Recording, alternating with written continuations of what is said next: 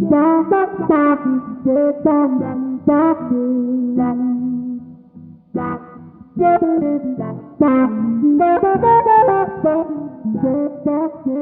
this thing on? Okay. So I know I've taught a lesson before on how to play the pentatonic scale, but in this lesson I want to show you how to take those shapes I've shown you and actually practice them to become a better musician. So in this lesson we're going to go over how to use the pentatonic scale in a more musical way. My name's Jesse Glick. This is a 5-Minute Monday. Let's get into it. Alright, so the first step with this lesson, and it's totally mandatory, you should know all 5 positions of the pentatonic scale. I've taught many lessons on this, so I'm just going to briefly glaze through it and then we'll move on. That looks like this. We're going to use A minor or C major, however you want to call it. That looks like...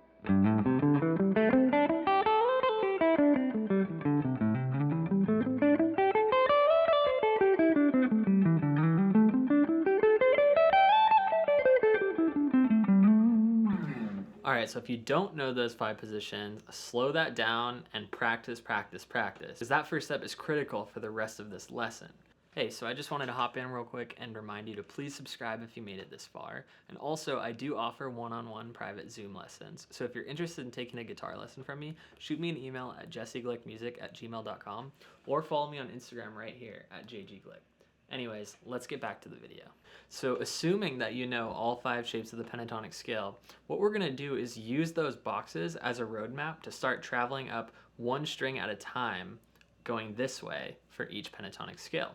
So let me give you an example of that. If you know this first box, again we're in A minor,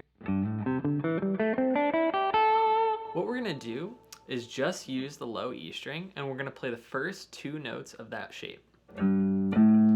Then we're going to move on to the next box in the pentatonic sequence and play the first 2 notes of that shape. And so on to the next box. And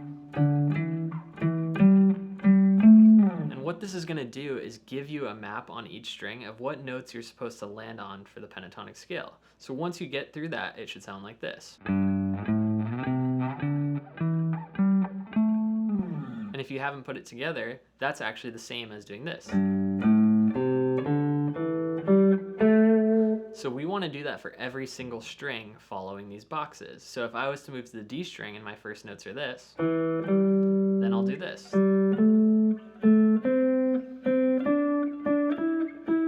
Until I just know that I can go.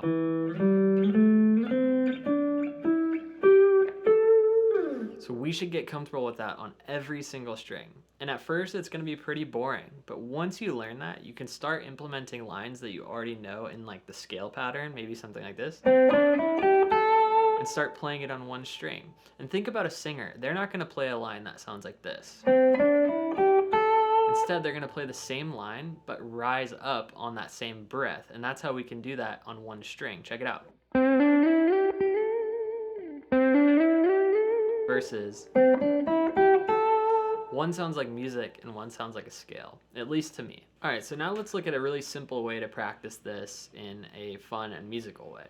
So what we're going to do, assuming that you've learned your pentatonic scale on each string going up the neck, we're going to take 2 strings at a time that are next to each other and then play them in one box and then start traveling up the neck in each box. So let me show you exactly what I mean. I have a loop going in C major, and what I'm going to do is play just the first 2 notes of this box. And then once I've squeezed as much music as I possibly can out of just those 4 notes, I'll move that to the next box. And then I'll connect them together. So that would sound something like this.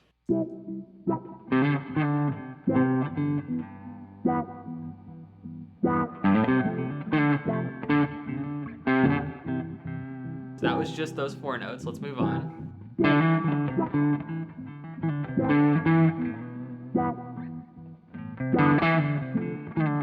Now I'm going back. And I'll move on to the next box.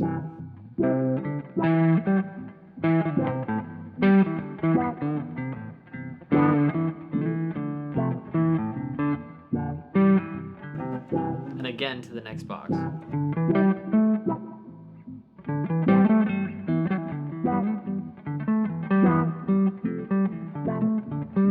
And then finally,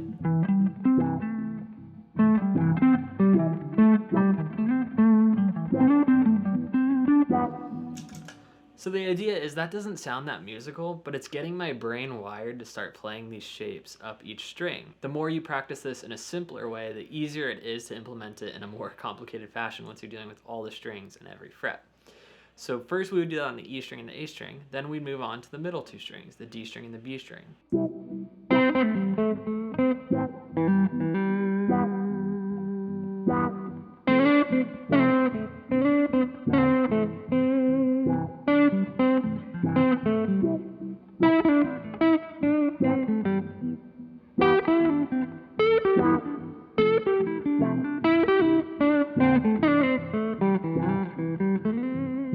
So to me, that sounded a little bit more scalular, which means I need to practice those middle strings and work on it myself. Finally, let's look at the E string and the B string.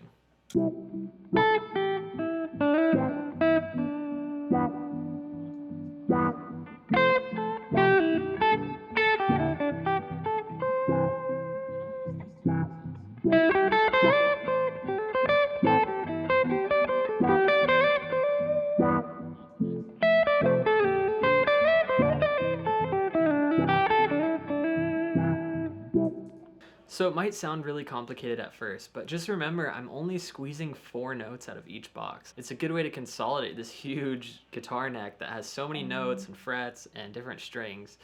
So consolidate it smaller and then expand. And then it'll get to the point where you know all of these boxes so well, not only going this way, but this way, that you can start moving between them freely. And that might sound something like this. I'm going to purposefully make it sound a little scalular so you can actually hear the pentatonic scale.